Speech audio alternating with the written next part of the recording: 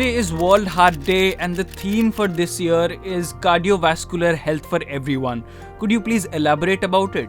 Every year, World Heart Day, there is a theme for the general public and for the healthcare professionals, the policy makers. So the theme, as you have already mentioned, is cardiovascular health for everyone. Now, what do we mean by cardiovascular health for everyone? It is that we are this thing that is world where there are underprivileged countries, where there are privileged countries, where there are countries who have economically advanced a lot. Now we have to consider about health for everyone, cardiovascular health for everyone. This includes that the cardiovascular environment should be such so that these patients or individuals who are nationals of any nation, they should be benefited from cardiovascular health.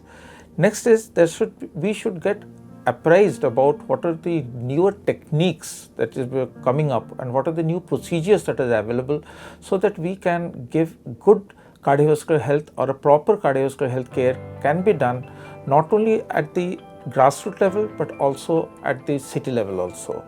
The third thing is that we all have a commitment as healthcare professionals to everyone so that there is an uniformity in cardiovascular health. For example, if you see about the vaccination program, it never saw who was poor, who was rich, but definitely in the same way, we try to see that every individual does get the benefit of cardiovascular health. And lastly, it is for the policy makers to see that they have to invest in cardiovascular health because we know cardiac diseases are the #1 mortality in the world. And in fact, India is the capital where diabetes, hypertension, all these are very high. So the incidence of cardiac diseases are very high. So we have to impress on our policymakers to invest on cardiovascular health. This is what we mean by cardiovascular health for everyone. Sir, can you give us a couple of tips on what lifestyle changes one should inculcate on a daily basis for a good and a healthy heart? See, for a healthy and a good heart, the mantra is very simple. Number one is that first you have to come out of the stress. That's the first thing. Everyone is under stress. Let it be a student, let it be an office goer, let it be a housewife, a homemaker, or let it be anyone. Stress plays a major role, and that is because of the stress.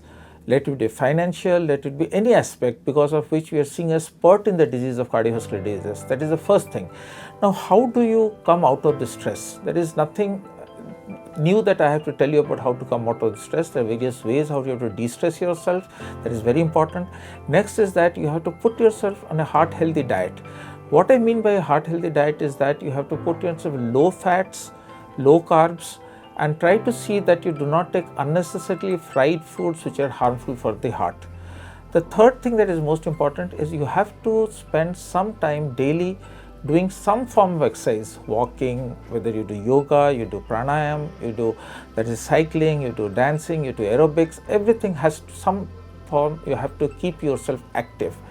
The last thing which is most important is that smoking is exponentially increasing, and it has to be told and has to be highlighted to each and every individual, especially our younger mass, that you have to stop smoking because tobacco is the biggest harm causing substance which is being used by not only the younger but also the elderly population, whatever the form may be in form of cigarettes, BDs or tobacco or anything. And even the countryside people use a lot of tobacco. So these are certain things that we have to inculcate so that we can have a healthy heart.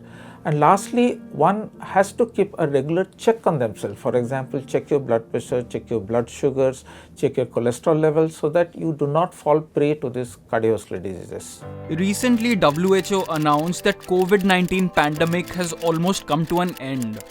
Sir, what I want to understand is what has been the impact of COVID-19 on heart? There is a very close, intricate relationship between COVID and the heart. Now, this virus, that is a COVID-19 virus, is notorious for causing clots in the blood vessels. Let the blood vessels be in the heart or in the periphery or in the hands, brains, anywhere. There is a tendency to blood to clot. So, as a result, what happens? These patients present with more heart attacks, more strokes, more limb ischemia, or that is difficulty of the limbs. All these things there has been a spurt. Now about the statement that WHO is telling that COVID is out. I don't think so, because still we are getting patients of COVID. So we should not let this thing loose, that we should not keep our masks down and not be careless and mix about, because we do not know one among us may be a COVID carrier and may spread it. So please do not go with the idea that COVID is a doubt. It has become our lifestyle, and it is like a common cold now. It can come any day. Even if you have had once, twice, thrice, it can recur also. So about this statement, I am a little bit reserved that COVID is not yet out. Daily you will see the charts that this district shows this many cases, that thing. So till it is not eradicated, you can just take preventive measures so that you do not get COVID. That's the whole thing. COVID has caused a lot of destruction in every family. It has taken away livelihood. It has taken away a lot of mortality of patients. So one has to be very careful so it doesn't strike back in a bad way again. Sir, there are a lot of opinions on the internet about what oil to prefer, refined oil or olive oil or desi ghee. There are also opinions on eating egg white but not eating egg yolk, about good cholesterol and bad cholesterol. Sir, can you give us a brief idea on what to follow and what not to follow? See, this oil part which I'd like to answer first is that actually if you'll see it is last around 3 or 4 decades when these heart diseases started arising. In fact, our grandfathers and grandmothers never had this high incidence of heart disease during that time. But now you see the younger mass are getting more of heart disease. Now why is it so? One of the most responsible factor is the type of oil we use. Now there is a ratio, what we call as the saturated fatty acids, the monounsaturated fatty acids and the polyunsaturated fatty acids. Saturated fatty acids are harmful for the heart. Monounsaturated fatty acids and polyunsaturated fatty acids are good for the heart. Now there is normally a omega-6 to omega ratio in every oil. Now if you see, after these vegetable oils came into the market, that is like the sunflower oil, the safflower oil, these oils had a very high omega-6 to omega-3 ratio. The normal omega-6 to omega-3 ratio should be around 4 to 5. But this oil like sunflower and safflower have got a omega-6 omega-3 ratio something more than 150. So possibly after the market was flooded with these vegetable oils, we started consuming oils which were in fact toxic or notorious to cause more heart damage, and finally heart disease started rising. Around 3 decades back, we never had these oils and we never had this problem. So one has to be very careful in choosing an oil. Now if you ask me what is the best oil for the heart, definitely one oil which almost fits the WHO standards is the rice bran oil. This rice bran oil comes from the rice husk which you throw away, and this rice husk oil is definitely good for the heart. Your question about taking ghee, definitely ghee as such contains a lot of saturated fats, but it contains a lot of antioxidants which is good for the heart. So you will see our rishis and munis used to take a lot of ghee, but they never used to have heart attacks. The thing is that ghee in a little bit just for the aroma can be used, or very little just for its property that it contains a lot of antioxidants is helpful. Lastly, about the egg yolk and the egg white. Definitely egg white is something which is encouraged because it is just protein. Egg yolk contains a lot of fat and should be avoided, especially for patients whose cholesterol is high, who have a sedentary lifestyle, who do not do regular workouts. It is better only to take the egg white. So the next one is a personal question, and I get a lot of opinion from a lot of doctors. So from your perspective, your point of view, I want to understand that is it necessary for a doctor to get emotionally attached with his patient? Very difficult question to answer, but in fact, no. One should not get emotionally attached to the patient, because once you get emotionally attached to the patient, what exactly happens?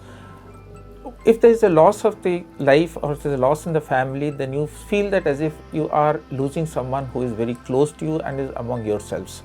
But at the same time, if you do not have some emotional attachment with the patient, then you do not do justice.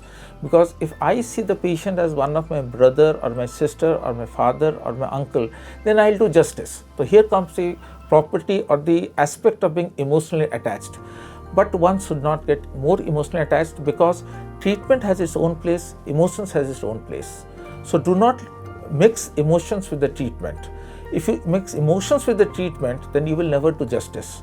At the same time, I mean to say you should have a sympathetic attitude to the relatives so that they know that you are a part of the family, you are doing whatever is best, and the most important thing is tell the truth to the patients. Don't try to hide and don't give them a false hope. And there I think emotions will not come, because when you don't give a false hope and when you speak the truth that this gentleman is not going to survive, had a massive heart attack, I cannot do much. So the relatives get prepared that no, something bad is going to happen. At the end of the day, when you treat a patient and the patient dies, then definitely you also do have an emotional setback. But I personally feel a doctor should not get too much emotionally attached with the patient. Sir, you have had decades of experience. What has been your most complicated or challenging case so far? In fact, the most complicated, the most challenging cases that I would say are when a young person, say in the mid-40s, at the prime time when he is earning, the sole earning member in the family, has spent years of study and has started earning, that time he gets a heart attack. And he is in very bad shape. That time you personally feel, because all his wife, his children, everyone is outside the ICU thinking, hoping that the doctor will do a miracle. But believe me, this gentleman never had a lifestyle change throughout his life. He kept on partying, he kept on having fatty food, he kept on going to joints, he took alcohol, he never exercised, and then he suddenly had a heart attack. That is where you feel that supposing this gentleman doesn't die, what happens? There are a lot of people outside whose lives depend on this gentleman, and that is the most difficult part.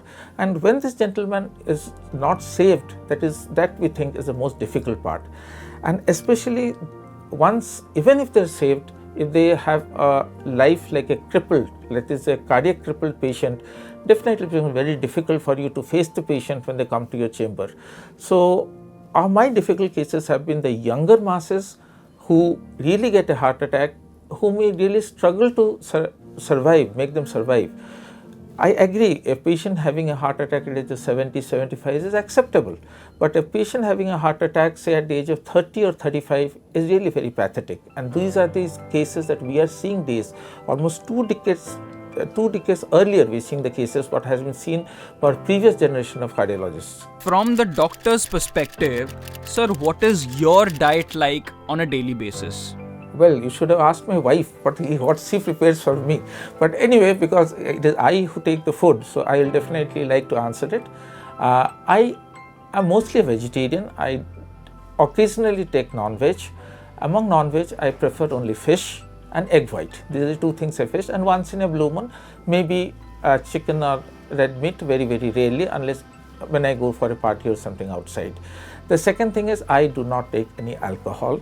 That is mandatory, because alcohol in any form is bad for the heart. People have the idea a little bit of alcohol might be good. No, 0 alcohol. Number 3, no smoking. I don't smoke. 4th, yes, if you ask me do I exercise regularly, possibly not, because by the time I finish my work, it is almost quite late at night, I don't get time. But anyway, I try to keep myself busy in between, whatever little bit I can do. And I usually prefer to take low carb food, especially like chapatis, more of vegetables, and definitely fish, and maybe a small amount of rice. And if the rice that I take is usually the brown rice I take, because it has been seen that the brown rice, what we call as the rice which is available in the rural areas, that rice is very good for the heart. So this is this thing that is diet in brief. And basically I'm a very small eater too, that's the whole thing. But about the oil, yes, no olive oil. Cooked olive oil is bad for the heart. You can take raw olive oil, definitely rice bran oil or the traditional groundnut or the mustard oil are the oils that to be used. No ghee, no butter, no margarine. These are certain principles I follow. Rest I leave it to God, what has to be done. Sir, this is the last question that I want to ask you. Is red wine good for the heart? See, red wine is not bad for the heart, because you will see the people in France have lesser incidence of heart attacks. The reason is that red wine contains a lot of antioxidants, and these antioxidants are good for the heart. So among all the alcohol drinks that you can say, among them wine is the only drink that can be permitted. That's the whole thing. It was an absolute pleasure having a conversation with you, sir. Thank you for talking with Swasthya Sambad. Namaste.